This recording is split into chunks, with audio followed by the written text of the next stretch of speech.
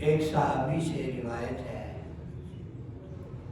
وہ فرماتے ہیں کہ نبی کریم صلی اللہ علیہ وسلم نے فرمایا، جب تم میں سے کوئی مسجد میں داخل ہو تو وہ یہ دعا مانگے، اللہم افتح لی ابواب رحمتک، اور جب کوئی مسجد سے نکلے تو وہ یہ کہے، اللہم انی اسألک من فضلک۔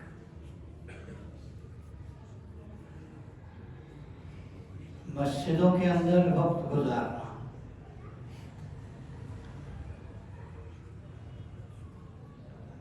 یہ دین اسلام کا اور نبی کریم صلی اللہ علیہ وسلم کی سنت کا ایک روشن پہلو ہے، کثرت کے ساتھ مسجد میں وقت گزارنا۔ صحابہ کی زندگیوں سے یہ ثابت ہے کہ وہ صرف نماز کے لیے ہی مسجد میں نہیں آتے تھے۔ ایک صحابی مسجد میں بیٹھے ہوئے تھے، نماز کا وقت نہیں تھا، تو نبی کریم صلی اللہ علیہ وسلم نے پوچھا، بھائی کیا بات ہے، آپ نماز کا وقت تو نہیں ہے، آپ مسجد میں کیوں بیٹھے ہیں، خیریت ہے؟ اور ان کے بیٹھنے کی جو کنڈیشن تھی، صورتحال تھی، وہ بھی کچھ بتا رہی تھی کہ یہ کچھ پریشان ہے، نماز کا وقت بھی نہیں تھا۔ تو آپ صلی اللہ علیہ وسلم نے پوچھا تو انہوں نے جواب عرض کیا کہ ہموم لزمتنی ودیون، اللہ کے نبی، غم اور دکھ اور قرضوں نے مجھے جکڑ لیا ہے، غموں نے، دکھوں نے، فکروں نے اور قرضوں نے مجھے جکڑ لیا ہے، مجھے چمٹ گئے ہیں، میں اس لیے مسجد میں بیٹھا ہوا تھا، اللہ کے گھر میں جاؤں۔ یعنی صحابہ کو کوئی حاجت درپیش ہوتی تھی تو وہ مسجد میں تشریف لاتے تھے، مسجد میں حاضر ہوتے تھے۔ ایک صحابی تھے حضرت عثمان بن مظعون رضی اللہ تعالی، ان پر اللہ کی عبادت کا ایک خاص قسم کا جذبہ اور غلبہ تھا۔ انہوں نے آپ علیہ الصلوۃ والسلام سے متعدد بار پوچھا، بلکہ ان کی خواہش تھی کہ میں رہبانیت اختیار کر لوں۔ ایک مرتبہ نبی اکرم صلی اللہ علیہ وسلم سے انہوں نے پوچھا، اللہ کے نبی میں رہبانیت اختیار کر لوں، یعنی میں دنیا سے بالکل کٹ جاؤں، بس اللہ کی بات کرتا ہوں، مجھے اور کوئی کام نہ ہو۔ تو آپ نے ارشاد فرمایا، جس کا مفہوم ہے کہ میری امت کی رہبانیت نماز کے انتظار میں مسجد میں بیٹھنا ہے، نماز سے پہلے آئیں، اذان کے فوری بعد آ جائیں، اذان سے 10 منٹ پہلے آ جائیں، مسجد میں بیٹھیں اور خاموشی سے بیٹھیں، خاموشی سے بیٹھیں۔ بھئی رہبانیت، میری امت کی رہبانیت نماز کے لیے، نماز کے انتظار میں مسجد میں بیٹھنا، یہی فرمایا نا۔ تو نماز جو ہے وہ کیا ہے؟ کیوں جی؟ نماز کیا عبادت ہے نا، تو نماز کے انتظار میں بیٹھنے کو بھی عبادت کہا گیا، اور رہبانیت بھی کس لیے؟ اللہ کی عبادت کے لیے ہی ہے نا۔ وہ رہبانیت کی اجازت کیوں مانگ رہے تھے؟ کہ میں سب چیزوں سے ہٹ کٹ کے اللہ کی عبادت کروں۔ تو آپ علیہ السلام نے فرمایا اس کے لیے یہ کام کریں۔ تو عبادت تو کیسے ہوتی ہے بھائی؟ خاموشی سے۔ آج کل ہمارا مسجدوں میں آنا کیسے ہے؟ سب سے حال احوال اونچی آواز سے، موبائل پر بات کرنا اونچی آواز سے، اور جناب مسجد میں آ کر جہاں جہاں سے گزریں گے سب سے سلام دعا کریں گے. سلام دعا منع نہیں ہے. اس کو آپ اگر اس اینگل سے دیکھیں گے لوری مولوی صاحب سلام دعا سے منع کر رہے ہیں. بھائی جگہ بھی تو دیکھیں نا, وہ جگہ کس لیے ہے, وہ جگہ کس لیے ہے, وہ جگہ کس لیے ہے. ایک حدیث پاک میں ہے کہ اس کا مفہوم ہے مسجدیں اللہ کا گھر ہیں, اور جو مسجدوں میں آنے والے ہیں وہ اللہ کے مہمان اور ملاقاتی ہیں, اور میزبان پر واجب ہے, ضروری ہوتا ہے کہ جب وہ کوئی اس کے گھر میں آئے تو اس کا کیا کرے, اکرام کرے. چنانچہ ایک حدیث میں ہے کہ صبح شام کسی وقت میں بھی کوئی آدمی اللہ کے گھر میں آتا ہے تو اللہ اس ایک مرتبہ آنے کی وجہ سے, ایک مرتبہ آنے پر اس کے لیے جنت میں ایک دفعہ اس کا اکرام کرے, اس کی دعوت کریں گے. جو دن میں 5 دفعہ آیا تو روز کی 5 دعوتیں, اور جو متعدد دفعہ آیا اس سے بھی زیادہ دفعہ آیا, اچھا بھائی چلو میں جا رہا ہوں, چلو 2 رکعت چاشت کے پڑھ جاؤں, چلو 2 رکعت مسجد میں حاجت کے پڑھ جاؤں, چبھی چلو میں آ رہا ہوں تو میں 2 رکعت شکرانے کو پڑھ لوں, آج دن دیہڑی اچھی لگ گئی, آج کام اچھا چل گیا, ماشاءاللہ آج اللہ نے صحت عافیت کے ساتھ کام کرنے کی توفیق دی, میں 2 رکعت شکر کے پڑھ جاؤں. گھر میں کوئی حاجت ہے, کوئی شادی آ گئی بچے کی, ہمارا کیا کام ہے, فوراً دماغ لڑاتے ہیں کہاں سے پیسے آ سکتے ہیں. اچھا میرے جو سورس آف انکم ہے وہ یہ ہے, اچھا خرچہ اتنا ہے تو اس سے بھی میں قرض لے سکتا ہوں, اس سے بھی میں قرض لے سکتا ہوں, اس سے بھی قرض, اچھا ماشاءاللہ پورا ہو گیا, ٹھیک.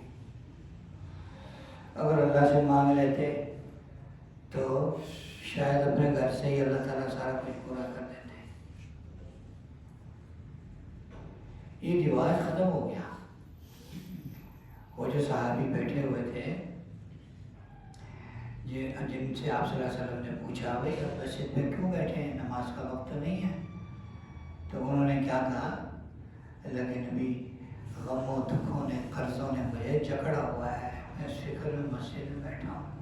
یہ اللہ سے مانگ ہی رہے ہوں گے نا, مسجد میں کوئی تیل کے کنویں تو نہیں ہے, مسجد میں آدمی کس لیے آتا ہے, اللہ کے سامنے سر رکھے, اللہ کے سامنے ہاتھ پھیلائے.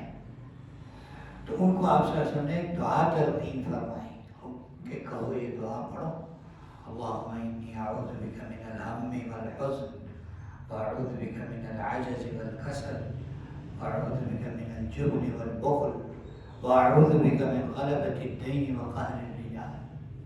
صحابی فرماتے ہیں میں نے یہ دعا مانگنی شروع کی, میرے سارے قرضے اتر گئے, میرے سارے دکھ درد سب دکھ درد.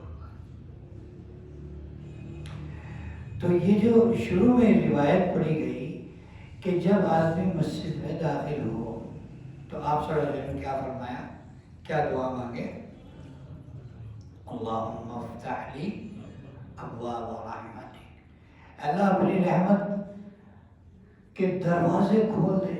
ایک دروازہ نہیں, ایک دروازہ نہیں, ابواب ہیں, کئی دروازے اپنی رحمت کے کھول دے. جہاں اللہ کی رحمت کا ذکر آتا ہے قرآن و حدیث میں, اس سے مراد دین ہوتا ہے, دنیا ہوتی ہے, آخرت ہوتی ہے, اس سے مراد سب کچھ ہوتا ہے. اس سے مراد روحانیت ہوتی ہے, ایمان ہوتا ہے, دین ہوتا ہے, یقین ہوتا ہے, توکل ہوتا ہے, اور جتنی دینی چیزیں ہیں وہ سب. اور جب نکلو تو کیا دعا پڑھو, اللہم انی اسألک من فضلک, اے اللہ میں تجھ سے تیرا فضل مانگتا ہوں. یہ جو فضل ہے یہ آتا ہے خالصتاً دنیا کے لیے، رزق کے لیے۔ مسجد سے باہر نکل رہا ہے تو دنیا کے کام کاج میں لگتا ہے نا۔ اب انشاءاللہ جس کام میں ہاتھ ڈالے گا اللہ تعالیٰ برکت دیں گے۔ اب ہمیشہ کتنے ہیں مسجد میں آتے ہیں جاتے ہیں، دعا بھی پڑھتے ہیں، استحضار نہیں ہے، دعا مانگتے ہیں، استحضار نہیں ہے، ایسے میں منہ پر چڑھا ہوا ہے، کہہ لیا جاتے ہوئے آتے ہوئے، ذرا استحضار کتنی دیر لگی، اللہم اللہم اللہم افتح لی ابواب رحمتک، کتنی دیر لگی، اللہ اپنی رحمت کے دروازے کھول دے۔ جب استحضار ہوگا نا پھر دیکھیں دروازے کتنے کھولیں گے اور کہاں سے کھولیں گے، دروازے کتنے کھولیں گے، کہاں سے۔ ہم خانپور میں تھے ایک دفعہ تشکیل میں، ایک درزی سے ملاقات ہوئی، عجیب و غریب درزی تھا یار، وہ کوئی 9 ملکوں میں سفر کر چکا تھا، 9 ملکوں باہر۔ تو وہ کہتا، میں نے اسے پوچھا حال احوال لیے، کہہ رہا ابھی سال پیدل کے لیے جانے کا ارادہ ہے۔ تو میں نے کہا دکان ہے تمہاری اپنی؟ نہیں کہتا میری ابھی اپنی دکان کبھی بھی نہیں ہوئی، میں کسی کی دکان پر، میری مشین اپنی ہے، میں کسی کی دکان پر بیٹھتا ہوں اور 600-700 جتنی سلائی لوں، 100 روپیہ میں نے دکاندار کو دینا، 100 روپیہ دکاندار کو دینا، اتنے پیسے گھر دینے، اتنے پیسے میں نے رکھ لینے، یہ میں جوڑ رہا ہوں پیسے، اللہ کے راستے میں سفر کروں گا۔ میں نے کہا یار دیکھو اس آدمی کی زندگی میں کتنی برکت ہے، اس کی چیزوں میں، اس کے رزق میں کتنی برکت ہے۔ ایک ملک میں جاتا ہے تو لاکھ تو لگ ہی جاتا ہے یار، ہے نا، لاکھ تو ابھی لگ جاتا ہے، پھر پیچھے گھر میں بھی خرچہ دے کے جاتا ہوگا، لازمی بات ہے۔ تو مسجدوں میں بیٹھنا اور بالکل خاموش ہو کر بیٹھنے کا مطلب یہ ہے کہ اب انسانوں کی دنیا سے تعلق کٹ گیا، اب ہمارا تعلق اب مسجد میں ہے نا، مسجد میں آتے کی طرح ہے، سوچیں آپ، میں بھی سوچوں، آپ بھی سوچنا، مسجد میں آتے کی طرح کیا ہے یار، جتنا آتے ہیں اس کو تو اویل کریں، اس سے تو کچھ حاصل کریں، یہاں تو ہے نا صحابہ اکرام کے طور پر گھنٹوں مسجد میں آیا۔ ایک بزرگ فرماتے ہیں کہ پتہ نہیں 40 سال لکھا ہے کہ 22 سال لکھا ہے کہ میں ایسے گزرے کہ ایک دفعہ بھی ایسے نہیں ہوا کہ اذان ہوئی ہو اور میں مسجد میں پہلے سے نہ ہوں، اذان سے پہلے مسجد نہ ہوں۔ ہم آتے ہیں سب کے بعد میں اور ہماری کوشش ہوتی ہے نکلیں سب سے پہلے، یعنی ادھر سے آنے میں بھی فرسٹ ہو، سب سے آخر میں آئیں، پیچھے سے فرسٹ ہو، اور ادھر جانے میں بھی فرسٹ ہو، سب سے پہلے میں مسجد میں آؤں، مسجد سے نکلوں اور سب سے آخر میں مسجد میں آؤں، یہ ہماری خواہش ہے۔ اور کونے میں بیٹھتے ہیں، اگر کہیں پہلے بھی آ جائے نا تو پیچھے بیٹھ جاتے ہیں۔ پہلی صف کا اجر اتنا ہے، اللہ کے نبی نے فرمایا تمہیں پہلی صف کے اجر کا پتہ لگ جائے کتنا ثواب ہے تو اب مسئلہ نکل آئے، لڑنے لگا تو میں نے کھڑا ہونا پریشان، میں نے کھڑا ہونا پریشان، اور پیچھے بیٹھ جاتے ہیں آگے، یار مجھے میں پھر نکلنا جلدی ہے، پھر میں اوکھا ہو جاتا تھا بعد میں۔ حدیث پاک کیا بعض کہتے ہیں یہ حدیث پاک ہے، اللہ کبھی بیشی معاف فرمائے، ہیں کہ المنافق فی المسجد کالطیر فی القفص والمؤمن فی المسجد کالسمک فی الماء۔ اللہ تعالیٰ کبھی بیشی معاف فرمائے کہ مومن مسجد میں ایسے پرسکون ہوتا ہے جیسے مچھلی پانی، اس کی زندگی پانی ہے، اس کی زندگی پانی ہے۔ کی زندگی پانی ہے. وہ کہتے ہیں نا کوئی آدمی ڈوب رہا تھا تو ہاتھ میں مچھلی آ گئی, اس نے اس کو باہر پھینکا, وہ کہنے لگا تو کیوں ڈوب کے مر رہی ہے, تو بچ, میں تو ڈوب گیا تو کوئی نہیں خیر ہے. مچھلی اٹھا کے باہر پھینک دی, وہ بھی مر گئی, یہ مر گیا. تو آج کل ہمارا حال یہی مسجد میں ہے کہ منافق مسجد میں ایسے ہے جیسے پرندہ پنجرے میں ہے. کیسے پڑپڑاتا ہے, کھولو یار, کہیں سے کھولو دروازہ, کہیں سے نکلنے کی کوئی بات کرو کوئی.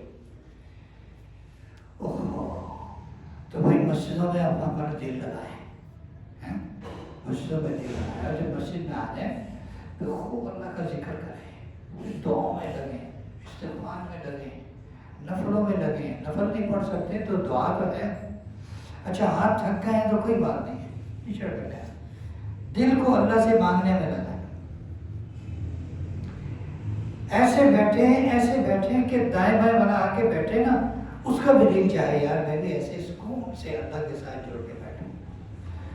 بس ایک آدمی بیٹھا ہے, دوسرا آئے سے پھر دیکھی باتیں شروع ہوئی, کہاں سے شروع ہوئی کہاں نکلی, دنیا کی باتیں. آؤ جی کیا حال ہے, اور ٹھیک ہو, اور میں سنیاسی کو گالا ہو گئی تھا, ہوں طبیعت سیٹ تھا, چلو اللہ کا کرم, اکیلے کو دوائی لی سی, اچھا چلو ٹھیک ہے. بس یار بندہ صحت مند ہی چلا گیا. یار ان باتوں کا یہ کیا مقصد ہے آ کر کرنے کا, ان باتوں کا یہاں کیا مقصد ہے کرنے کا. ابھی تم اللہ کے پاس آیا, اللہ سے دعا لگاؤ. ہاں اس کا کسی کی بیمار پرسی کرنی ہے, کو واقعی کو پتا ہے بھائی یہ بیمار تھا ہمارا دوست, یہ مسجد میں آیا ہے, تو چلو بھائی اس کی حال احوال دریافت کرنے میں, کوئی عیادت کرنے میں کوئی قباحت نہیں ہے. لیکن ایک عادت ہی بنا لینا کہ آ کے سب کے ساتھ جتنے کوئی دعا کر رہا ہے, کوئی نماز پڑھ رہا ہے, کوئی تلاوت کر رہا ہے, سب کا دھیان ختم, سب کا دھیان اللہ ہی آ گئی چار صاحب سے ہے, ہم سارے اپنی اپنی پیاری. تو مسجد میں پرسکون ماحول ہونا چاہیے, پرسکون ماحول, اور مسجد میں بیٹھنا, وقت گزارنا. اور مسجد میں جب بھی آئیں تو یہ یقین رکھیں ہم مسجد میں آئے ہیں نا, اللہ کے گھر میں آئے ہیں, اللہ کے گھر میں. اور جو اللہ کی دعوت ہے یہاں وہ ہو نہیں سکتی, اللہ کی دعوت ہے یہاں ہو نہیں سکتی. اللہ یہ بھی اللہ کی نعمتیں ہیں, لیکن اللہ کی شان ہے, اللہ کی شان ہے, وہ جنت میں ہوگی نعمت. یقین کریں اگر وہ چیزیں یہاں آ جائیں تو ہم خوشی سے بھر جائیں. ساڑھے کو کچھ بھی نہیں کھانا ہوتا, اگر اللہ کا دسترخوان یہاں لگ گیا اللہ کی شان کے مطابق تو اس کو تو ہم دیکھ کے مر جائیں گے, خوشی سے مر جائیں گے. ہاں ہم اتنے کمزور ہیں. ایک عورت کی لاٹری نکل آئی 50 کروڑ کی. اب کمپنی نے اس کو کوپن بھیجنا تھا, 50 کروڑ کی لاٹری نکل آئی. تو وہ جو پوسٹ مین تھا اس کو بلایا, اس کا دیکھ یار 50 کروڑ بہت بڑی رقم ہے بھی, بہت بڑی رقم ہے بھی صحیح, تو ذرا آہستہ آہستہ بتانا, اچانک خوشی ملتی ہے بندہ مار بھی جاتا ہے نا بھائی, سن کے بڑا بھی جا رہے ہوتے. بڑا سمجھایا اس کو, آہستہ آہستہ طریقے سے, کہا جی میں مینیج کر لوں گا. لو جی وہ گیا, دروازہ بجایا, وہ خاتون کو بلایا اور میں کہا آپ یہ بتائیں میڈم کہ اگر آپ کا 10 کروڑ کا انعام نکل آئے تو مجھے کتنا دیں گی؟ اور لگا 1 کروڑ دو دن میں تجھے 1 کروڑ تجھے دے دوں گی. کہا اگر 20 کروڑ کا نکل آیا, میں نے کہا تو 2 کروڑ دے دوں گی تمہیں. اور کہا اچھا آپ کی 50 کروڑ کی لاٹری نکل آئی, آپ کی 50 کروڑ کی لاٹری نکل آئی. تو اس نے کہا چلو 45 میں جگہ 5 کروڑ تم رکھ لو. وہ پوسٹ مین سن کے خوشی سے مر گیا, تو وہ اللہ کی جو نعمتیں ہیں, اللہ کا جو دسترخوان ہے, وہ جو اللہ کی شان کے ساتھ دنیا میں لگ گیا تو کسی سے مینیج نہیں ہونا. سب نے بھڑک جانا، یہ اللہ آخرت میں دیں گے۔ اس یقین کے ساتھ مسجد میں آئیں اور پورے آداب کے ساتھ مسجد میں آئیں۔ اللہ تعالیٰ نے عمل کی توفیق عطا فرمائے۔